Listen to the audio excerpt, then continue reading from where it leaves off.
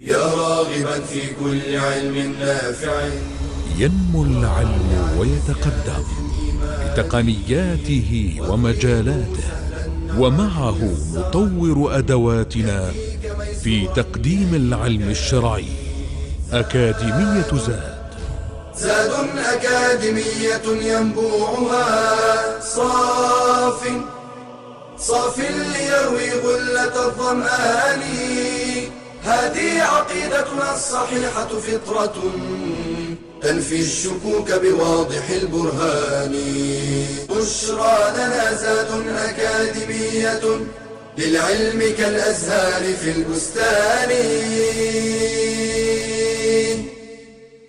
السلام عليكم ورحمة الله. الحمد لله رب العالمين، والصلاة والسلام على أشرف المرسلين نبينا محمد وعلى آله وصحبه أجمعين. Continuing with the Islamic Creed level 2 and with the oneness of Allah subhanahu wa ta'ala in His names and attributes, and we talked about at-tahrif and at-ta'til as things to protect ourselves from any forms of deviation, altering the meaning, denying some of the meanings or in the entire meaning of some of the attributes of Allah subhanahu wa ta'ala. But then what's the difference between at-tahrif wa at-ta'til? As we said, at-tahrif is to changing the meaning, altering the meaning, while the ta'til is denying the meaning. So they kind of similar or close to one another.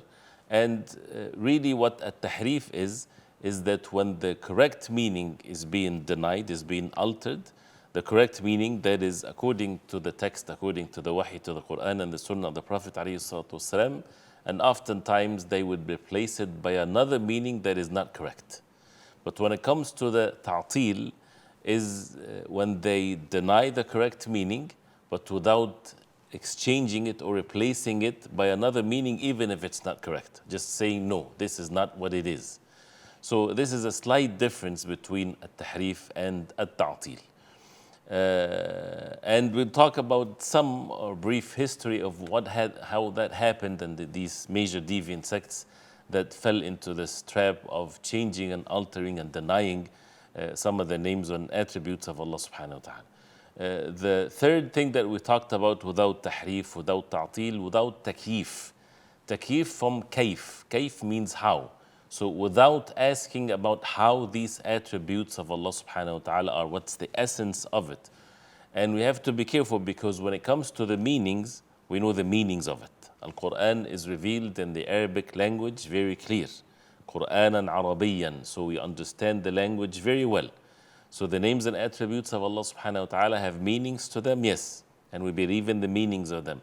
To be warned against those who say Allah knows best what the meanings of these attributes of Allah subhanahu wa ta'ala. Of course, Allah subhanahu wa ta'ala knows best all things, but the Quran was revealed in the language that is understandable. So all the attributes of Allah, we know the meanings of it, but al-kayf, or how these attributes are, we don't have the knowledge of that. It's not mentioned in the revelation from Allah, so we say Allah knows best how these attributes are. So for example, the hands of Allah, the fact that Allah subhanahu wa ta'ala descends in this worldly heavens, and as it's mentioned in the hadith of the Prophet ﷺ, we say we believe in it, we know the meanings of it, we know the meaning of al-nuzul, descending, we know the meaning of al-yad, hands, and so on. But when it comes to how the hand is, how the descending is, we say Allah knows best. We do not know, because there's nothing in the text that would explain this. This is at-takyif from kayfa. At-tamthil, when you say something is mithl something, something is the like of something. So to establish that something is the like of Allah, this is of course not permissible, because Allah subhanahu wa ta'ala says, لَيْسَ كَمِثْلِهِ شَيْءٍ وَهُوَ السَّمِيعُ الْبَصِيرُ. Nothing is the like of Allah subhanahu wa ta'ala, and He's the all-hearer, the all-seer subhanahu wa ta'ala. And as for the tashbih, at-tashbih is the subject of similarities, that also the like of things. That means He resembles Allah subhanahu wa ta'ala and things like this. This is also something to be denied, because nothing is the like of Allah subhanahu wa ta'ala. So at-tamthil makes similarities, which is equal in every aspect. At-tashbih is to say, someone is the like of these attributes of Allah subhanahu wa ta'ala, and that's why they can be used interchangeably, at-tamthil wa at-tashbih. And that's why some of the ulama even they said it's best to use at-tamthil to deny that. Why? Because Allah subhanahu wa ta'ala said, لَيْسَ كَمِثْلِهِ شَيْءٍ. But the word at-tashbih, as we know that the human beings, they have attributes, but it's in their level of being a human being, being deficient, being in need of Allah. So if the human beings hears and sees, that's by Allah subhanahu wa ta'ala. Is it the same as the hearing and the seeing of Allah subhanahu wa ta'ala? Of course not. Nothing is the like of Allah subhanahu wa ta'ala. And for someone to say, well, those who, especially for those who affirm the attribute of Allah subhanahu wa ta'ala of the hearing and the seeing, and they deny other attributes of Allah subhanahu wa ta'ala, we say to them, why did you deny the hands and so on? They say because it makes this resemblance or the liking of Allah subhanahu wa ta'ala to the creation of Allah. Then because human beings, they have hands and so on. Then we say, but you believe that Allah subhanahu wa ta'ala is a Sami' and He is al-Basir. They would say yes, and they won't deny that. So, but then the human beings, they have Sam' and Basar, they hear and they see. So why did you differentiate between both? Because this is to the that and this is to the actions. This is all made up things. And that's why the people of Ahl-Sunnah, they are consistent. There's no contradictions in their beliefs. Everything and anything that Allah subhanahu wa ta'ala attributed to Himself, we believe in it, we know the meanings of it, and we say nothing is the like of Allah subhanahu wa ta'ala. We don't make any similarities or resemblance or any of that. We don't deny it also, we do not alter the meanings of it. And these tamthil and tashbih, which is the liking of Allah, the similarities, the resemblance and so on, the difference between that and at-takif, or to say how these attributes of Allah subhanahu wa ta'ala, is that at-takif, when it comes to how, it talks about the essence of things and how things are, whether it's in the absolute sense or if it's attached or conditioned with some of the resemblance or similarities.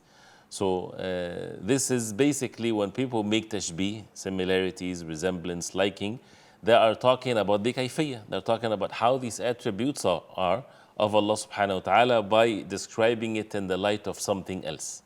So they got into the kayfiyya, they got into how the attributes are when we don't have the knowledge of how these attributes are. So they fell into the deviation of talking about at-takif, of how the attributes of Allah subhanahu wa ta'ala are. And they fall into the other deviation, which is to make in tamthil or tashbih or resemblance or similarities or the liking of Allah subhanahu wa ta'ala, the like of His creation, which is all deviations from the truth. So that's why at-takif is much more general than at-tamthil wa tashbih. The other meaning or the other differences here is that when it comes to at-takif, it's usually is a subject about the attributes of Allah.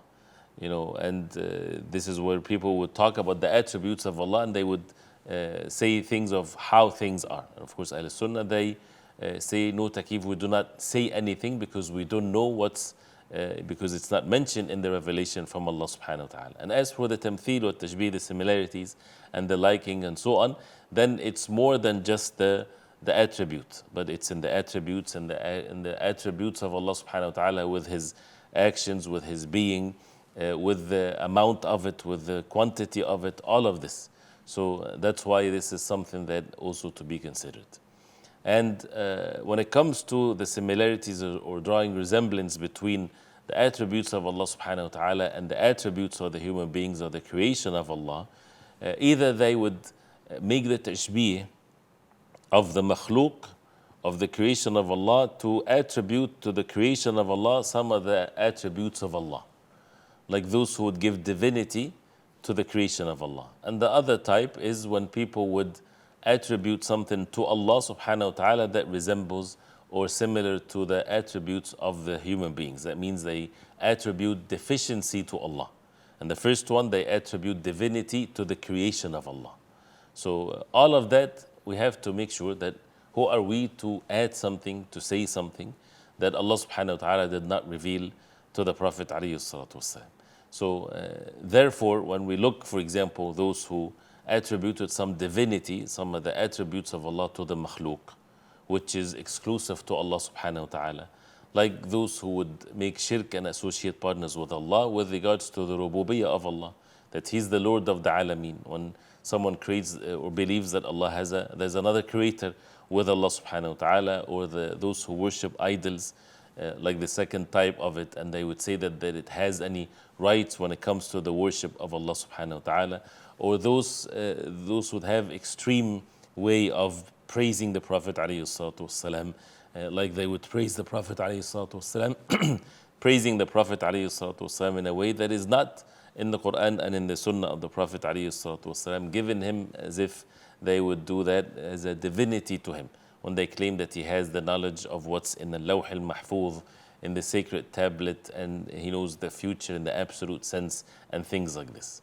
And when it comes to the Khaliq to the Makhluq, attributing what's for the Makhluq, for the creation of Allah, to attribute that to Allah subhanahu wa ta'ala, like for example, saying that the hands of Allah is like the hands of the human beings and things like this. This is all, of course, deviation, and it attributes to Allah subhanahu wa ta'ala deficiency, which is not permissible whatsoever. So, it's important to note that though one of the first ones to mention or to be upon these deviant beliefs is one of the Rafidah. His name is Hisham ibn al-Hakam, and Allah subhanahu wa ta'ala knows best. When it talks about these issues of deviations, there are major sects that deviated from the true path, and briefly there are the Jahmis, the Mu'tazilis, and then many different sects branched out from these deviant sects. And the Jahmis, they are attributed to Al-Jahm ibn Safwan, and they have very deviant beliefs, of course, and there's stories behind this. So they claim that there's no power for the human beings whatsoever, and the human beings are just absolute things, there's no power in it whatsoever, and many other things. And one of which is they denied the attributes of Allah subhanahu wa ta'ala. So this starts with him. And the Mu'tazilis are also deviant sects, and there's history about them is also for us to learn. And they're called Mu'tazila because the one that originated them, Wasil ibn Ata, he isolated himself from the majlis, from the gathering of Al-Hasan al-Basri, after he differed with him in some of the matters.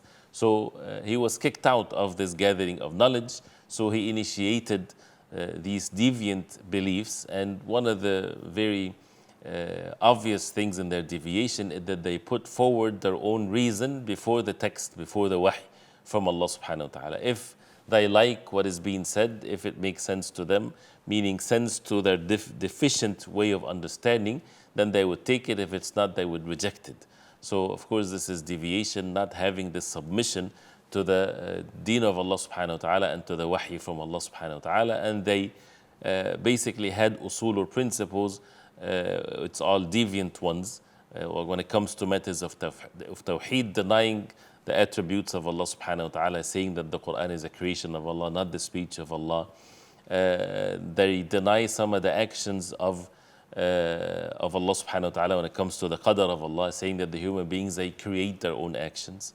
When it comes to the everlasting punishment of those who commit sins, and they say that they are in a level between two levels and things like this, and they would revolt against their rulers and things of that, which is all means of deviation. And it's just important to get an idea of how things happened. And the difference between this ummah and the previous nations is that Allah subhanahu wa ta'ala preserved the wahy and the truth and the people of the truth in this ummah. Anybody can go back and see how the religion of Allah was at the time of the Prophet alayhi salatu wasalam, the Sahaba radiallahu anhum, the early generations of Islam before these deviations occurred. So we continue inshallah ta'ala with more of the subject of the tawheed and the oneness of Allah subhanahu wa ta'ala in His names and attributes next time, if Allah subhanahu wa ta'ala will. وصلى الله وسلم وبارك على محمد وعلى آله وصحبه وسلم والسلام عليكم ورحمة الله وبركاته. يا راغبا في كل علم نافع ينمو العلم ويتقدم بتقنياته ومجالاته، ومعه نطور أدواتنا في تقديم العلم الشرعي. أكاديمية زاد أكاديمية ينبوعها